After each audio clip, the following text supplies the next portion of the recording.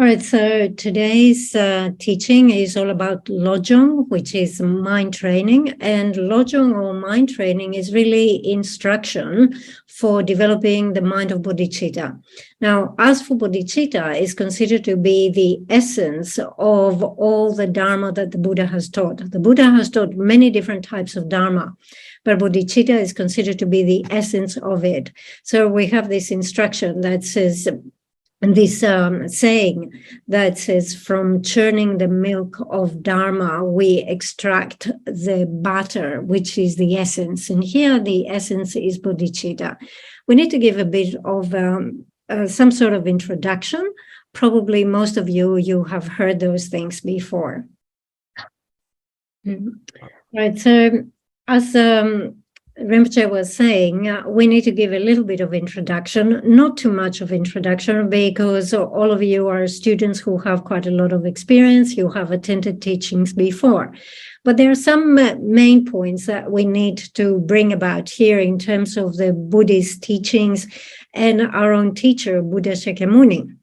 So he's unique and very different from other teachers in a number of points. The first thing is that when he initially started, he was no different from what we are. So he was an ordinary, basic being. However, he practiced by following the path, and in this way, he reached a state of enlightenment. At the end, the teachings that he gave were teaching his own experiences. So the main point here is that he's our teacher and he's giving those teachings. However, these teachings are the things that we must apply, we must put into practice. So over there, Buddha Shakyamuni is the teacher, he has given the teachings, and we are the practitioners who must put those things into practice. So, as we say, the thing with Buddhism is that in the teacher who has given those teachings is not going to employ different degrees of power or some medicinal powers and so forth in order to remove our afflictions and increase our qualities. These are things that we must achieve through our own practice. Now, if we look at other religious systems, every religious system has a teacher, has a main figure. Now, in some systems, this is described as the creator of the world. Whatever you call that being, we see that there is this presentation in other religious systems that we have this main figure, and the followers or the disciples strive really hard in order to please this figure and come close to him or her, whatever is that figure. There are many of those religions that talk about virtue and non-virtue. There are some who talk about past and future lives. There are others who do not accept past and future lives. However, there is that main theme that you have a main teacher, and you as a disciple, you have to practice in a particular way to please his mind. By pleasing his mind, automatically, somehow, you obtain a state of, well-being. In Buddhism, it is not like this at all. In Buddhism, we say that the power, 100% of the power and the capacity lies on the side of the practitioner. So it is up to the practitioner to practice. Now, in some texts, we even find the expression creator of the world. Although this expression appears into our Buddhist texts, it has a different meaning, a different explanation with what we find in other religious systems. So the important thing is that we in Buddhism, as practitioners, if we put the effort and we practice and follow the path, by following the path, we have to begin, first of all, by studying. So we have to listen, we have to develop comprehension, then we have to apply into practice whatever we have understood. And by following this path in this way, eventually we reach a state which is the equal state, exact equal state with our own teacher, Buddha Shakyamuni. Right? So that is a unique feature in Buddhism. Right. So we see here that it is very important to identify that we have a teacher, our teacher, Buddha Shakyamuni, that has the role of the instructor. Instructor in the sense that he's giving us teachings, he's giving us instructions. He's not the one who is personally going to pull us in this direction or the other direction. So from our side, what we have to do is we have to develop understanding in order to put it into practice. So to develop understanding, obviously, we have to do certain things, such as, for example, come and attend classes on lectures on Buddhism. We have to read books and so forth. And then after we get this information from reading and listening, then we have to reflect upon those things.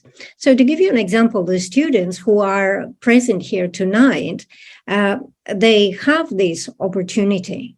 So all those students, they come together, they gather in this particular location. So this place has become the Dharma Center, which is a center where all the students gather, they accumulate for the purpose of studying and practicing the Dharma.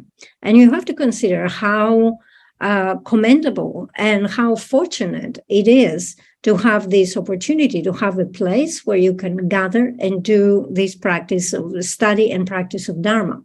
Otherwise, in our everyday life, we have to spend quite a lot of time for worldly activities. Like all of us, we have to work and so on and so forth. And all of these activities take a lot of time. So it's actually excellent to have the opportunity to come in a place like this and study and practice the Dharma, right? So this is something which is very important to be able to do that.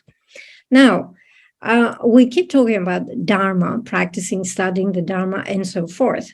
So just to clarify here, all this instruction that we talk about is instruction that came from Master Atisha from India to Tibet. So we can say that all the instructions, the lineage of instruction that Master Atisha brought to Tibet comes in two categories. One is Lojong, mind training, and the other one is Lamrim, the graduated stages to the path to enlightenment. And this complete set of instructions was something that became prevalent everywhere in Tibet. And obviously, we can see that then various teachers, that we had different lineages, right? So various teachers who would carry this instruction with the instruction in its entirety would pass it on into disciples. Okay, so we mentioned mind training, and we mentioned the Lamrim as the teachings that came from the Kadampa tradition from Master Atisha. So when we talk about the Lamrim, we have this presentation of the practices according to the individuals of the three scopes, the small, the medium, and the great scope. All right. And when we talk about mind training, as we say, mind training is instruction for bodhicitta. So really, it is relevant for the individuals of the great scope, who are the individuals who practice to develop bodhicitta. So now, to be honest, what we have to do here is really to give an introduction according to the three scopes of the Lamrim. So to talk about all the main points and the main practices of the practices of the individual of the small scope, the middle scope, and the great scope. There is no time to give such an elaborate introduction here. And besides, as we say, you're all students who have studied this and have some experience. However, there are some important things that we need to mention here. One of the most important things is that whole issue of being fortunate enough to have obtained a life, a human body that is endowed with 8 freedoms and 10 endowments. Okay. And the important thing to understand here is that having this type of rebirth is a type of rebirth that has incredible power, and it gives you incredible opportunity. Okay. But it is, first of all, it is important to come to know this, to come to understand this. But merely coming to understand this is not enough. This is something that we have to repeatedly contemplate. We have to think over it again and again, to the point of developing this thought, this realization that, it's very important, and I'm very fortunate that I have this type of rebirth. So let's explain a little bit about this. Not every type of a human rebirth is a precious human rebirth. The precious human rebirth is the precious human rebirth that has this combination of the 8 freedoms and the 10 endowments. So first of all, what are those freedoms? When we use the term of freedom, we indicate leisure. Leisure means you're relaxed, you have opportunity, you can do certain things. So leisure or freedom here is freedom from 8 very oppressive states that would become major adverse conditions, obstacles to practicing the Dharma. So to give you an example, if you were to be reborn as a hell being, the suffering there is so oppressive that you don't have the leisure, you don't have the opportunity to think about practicing Dharma. Okay, so definitely we are free from 8 oppressive conditions, and therefore we have the leisure, the freedom. We have 8 freedoms. And then we have the endowments, the 10 endowments. Endowment here means very fortunate or conducive conditions for practicing the Dharma. And there's a combination of 10 of those. So as we say, not every human rebirth is a rebirth that is characterized by this incredible combination of the 8 freedoms and the 10 endowments. And having these precious human rebirths, way of freedoms and endowments, having this complete set, it means we have this incredible opportunity to practice. So it's very important to recognize this, how important and powerful it is. Okay, so we were saying that we have obtained a human rebirth that is characterized by all the freedoms and the endowments. And this is something which is extremely powerful. And it is a very fortunate combination of circumstances for practicing Dharma. If it were the case that this type of body or this type of existence was something that was very stable, it was not deteriorating, and it was going to last forever and ever, or if we lost it, we could get another one very easily, then perhaps one could be excused thinking it doesn't really matter if I don't practice Dharma today. Maybe I can practice tomorrow, or I can practice later on, sometime later on in the future, I will have the opportunity. But we know that this is far from the truth. Our bodies actually are very fragile.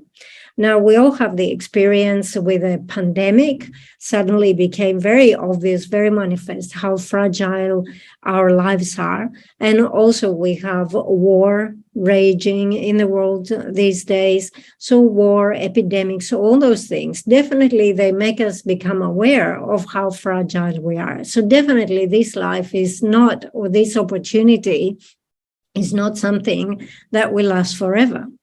And even if we take a good human life, let's say someone who can live up to 80, 90, even 100 years old, even if you say that someone is going to live the full length of their lifespan, within, let's say, those 90 years, the first 15, 20 years of our lives, we spend them without thinking that we should practice Dharma. We're preoccupied with other things. We're too young.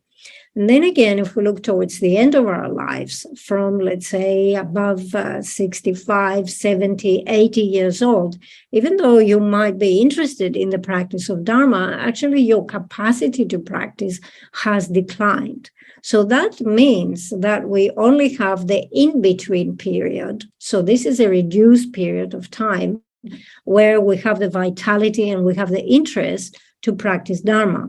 But even in those short years that we have many other responsibilities. So, for example, we have to work. Everybody has to work. Or we live in society and we have certain responsibilities in society. We have to do different things, right? And all of those things take away time. So we don't have all the time in the world to practice the Dharma, isn't it? And therefore, we need to recognize that the opportunity for practicing the Dharma is limited, is actually quite short. Okay, so one might pose the question and say, all right, what if I didn't practice Dharma at all? All right, and there are people who do like this. There are people who say, look, I don't believe in religion, I don't believe in Dharma, I don't want to practice any of those things. Okay, so once we come into this argument, the important thing to consider is the amount of happiness, mental happiness. So let's say compare a person who is not interested in practicing any Dharma, any religion, and another person who is practicing Dharma. So that is the important thing. Compare the amount of happiness in the minds of these different types of individuals. Another question that is very important is what will happen in our next life? Okay, so there is, of course, the debate about next life. Is there past and future lives? And definitely scientists try to investigate, go down that path and find what is happening. So the important thing is that in Buddhism, we establish the existence of past and future lives. So we can establish it with logic and we can establish it with many quotations. So the importance about future lives is here, the crucial element is awareness. So when we talk about awareness is something which is completely different from form, from matter. So we have form and we have awareness. So when we talk about future lives, we want to see what happens to this awareness. Okay, so we know, even though there are people who do not really accept the existence of past and future lives, we know that there are cases of people who have are technically or clinically dead. However, you can see that the body does not deteriorate and remains because consciousness actually remains. Or again, there are cases of many young children who have very vivid memories of their past lives. So all those are cases that are investigated these days in order to, and they all lead us to the recognition that there is awareness that goes from life to life, isn't it? So all those issues that we talk here about past and future lives, we talk about what will come into the next life definitely is going to be the result of karma. So we're talking about the law of karma and refuge. So future various lives, the law of cause and effect, and refuge. These are very important elements. Mm-hmm. Okay, so as you can see here, we're just giving a very quick enumeration of the main points of the practices and the posture of the individuals. So first of all, of the small scope. And so in the small scope, we had all the life of freedom and endowment, the law of cause and effect, and refuge. And then we're looking at the practices that constitute the path of the individual of the middle scope. In the middle scope, the main thing is to generate the mind that seeks liberation. So first of all, you have to generate this type of mind. And as you do that, you have to contemplate the 3 types of higher training, the 4 noble truths, dependent origination. Once you have generated that mind of seeking liberation, then you will follow a path that will lead you to liberation. And those things, all the practices of the individual of the small scope and all the practices of the individual of the middle scope become like preliminaries that gradually lead us to the practices of the individual of the great scope. We talked about mind training, Lojong, and we say Lojong is actually instruction for developing the mind of bodhicitta. That is practice of the individual of the great scope. So we mentioned the term Lojong here, and we have to say that originally in India, we didn't have this term, right? The term mind training or Lojong was not used. Definitely there was a lot of instruction of what to do in order to generate the mind of bodhicitta, and then what sort of practices you would do after you have generated the mind of bodhicitta. Definitely we had all this. However, these terms, the terms Lojong and Lamrim, they became sort of like they were introduced as new terms, although the practices and the instruction existed in the 11th century, when the great being, the Master Atisha, who was based at the temple of Vikramalashila in India, when he came into Tibet, then this instruction was labeled mind training and Lamrim. So we use the term Lojong here. We translate it in English as mind training. It consists of two syllables. The first one is mind, lo, and mind here refers to the mind of bodhicitta. And the second one is the training, the jong, Lojong, okay? So training here has the same meaning, or is the same use of the verb that we use for physical training, right? So, for example, if you want to develop muscles, or if you want to be able to jump or to run faster and so forth, you would do some physical training, right? So similarly here, if you want to develop your bodhicitta, you will have to engage in some sort of mental training. So we're talking here about instructions for generating and developing your bodhicitta. In terms of these instructions, as we say, basically we have two lines of instructions. One is the sevenfold cause and effect method for generating bodhicitta, and the other one is the method of equalizing and exchanging self for others. So it is mostly this second method of equalizing and exchanging self for others that was taught by Master Atisha, and this is what is referred to as Lojong. Rinpoche was saying that I very much doubt that at the time of Master Atisha, or that Atisha himself was using the term Lojong, mind training. We definitely in the Kadampa text, if you look in the Kadampa text, you do not find this term appearing anywhere. It was later on, now we're looking at the students, the line of students that came from Master Atisha, from Dro-Phen onwards, the term Lojong, mind training, begins to come into use. In particular, there is one quotation from Master Potowa, and in this quotation, he says, initially, Master Atisha taught mind training in a very secret manner to only a very small group of individuals, whilst he taught the Lamrim extensively. These days, people who take interest in the practice of Lamrim are very few, and everybody seems to be interested in mind training. So you can see that is actually at the time of Master Potowa, Geshe Potowa, that the term mind training suddenly has become a very popular term. Okay, so we mentioned here that we're talking about some sort of mind training. Then the main question is, how do we train? And we said that it is the same concept with training your body.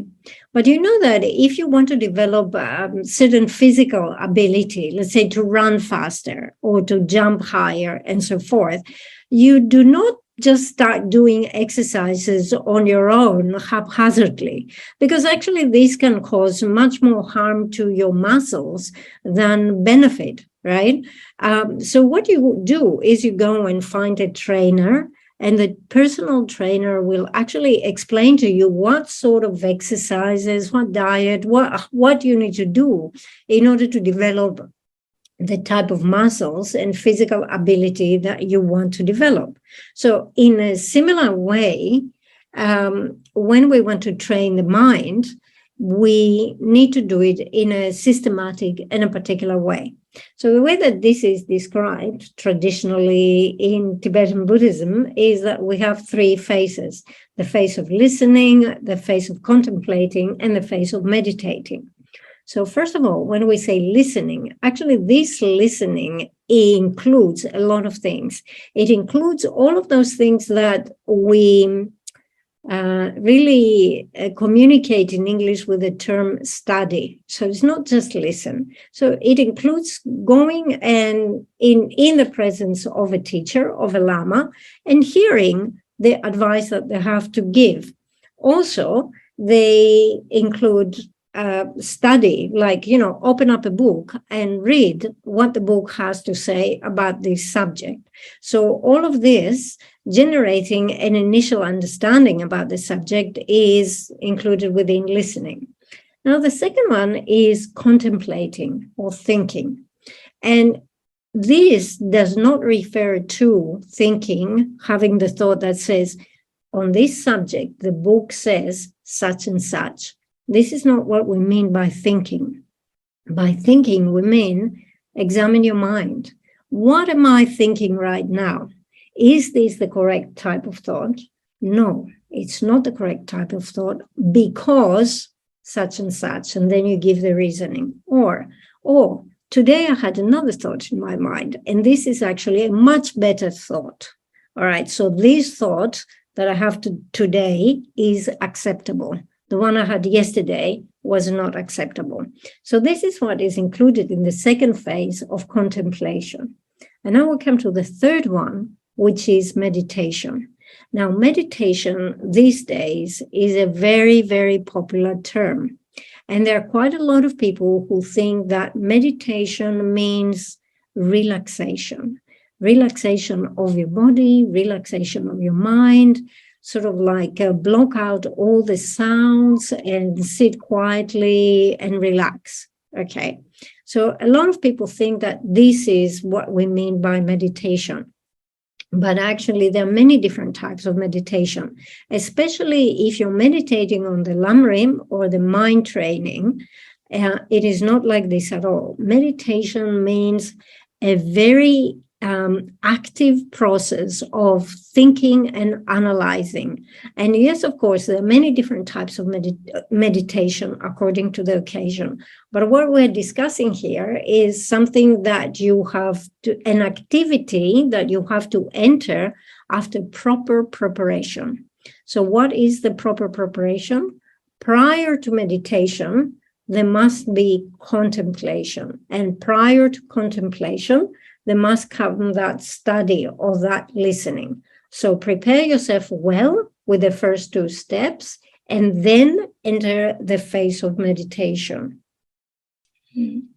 Okay, so to give you an example here, okay, we say that all of this mind training is for the purpose of developing bodhicitta.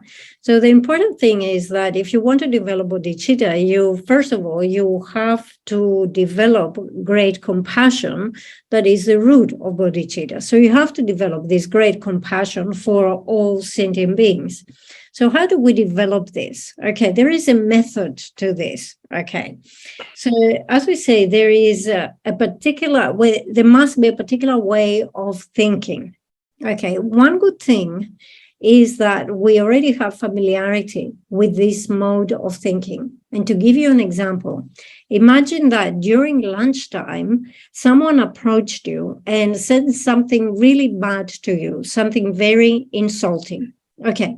If you don't think about the words that this person said to you, you will not become angry, you will not become upset. Okay, so let's say that you decide But during the lunch break, you're not going to start thinking about what this person said to you. However, in the evening, at the end of the day, you have the time, and then you sit and you think. Now, at lunchtime, this person approached me and said those really insulting words. Why did they say these words to me?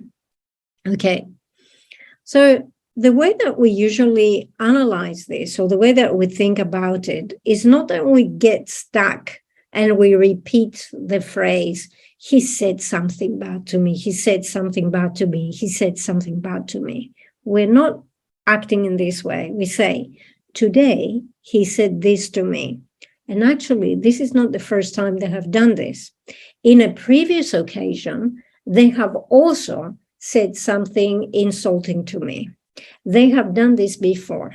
And not only this, also they have supported and been very friendly to this other person that I dislike. So our mind goes back and remembers not just today's event, but a previous event and other events associated. So we build up a case, isn't it? We use a lot of reasoning.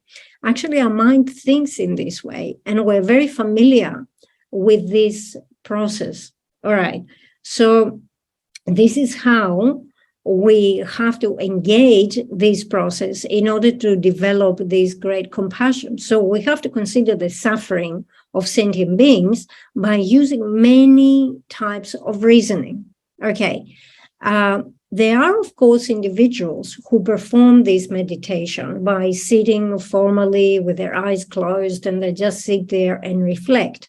However, this is a type of meditation that we can perform once we carry out activities. So during the course of the day, you can use any event and you can analyze it in order to, in this case, reflect how sentient beings are tormented by suffering in order to develop this compassion, isn't it? So the important thing is to know the reason and utilize the reason. If you don't rely on the reason, you will not develop strong compassion or affection, and then bodhicitta and so on for sentient beings, all right? So if you can't utilize this, then the words that you will use will be beneficial speech for others. The activities you will engage will be activities that support others. Okay, so today we're going to start on the text, which is the Will of Sharp Weapons. The Will of Sharp Weapons, I would say, is not instruction that comes from Master Atisha, was not composed by Master Atisha. Master Atisha had more than 100 teachers. And from those 100 teachers, there are 3 who were the most important for in terms of developing bodhicitta.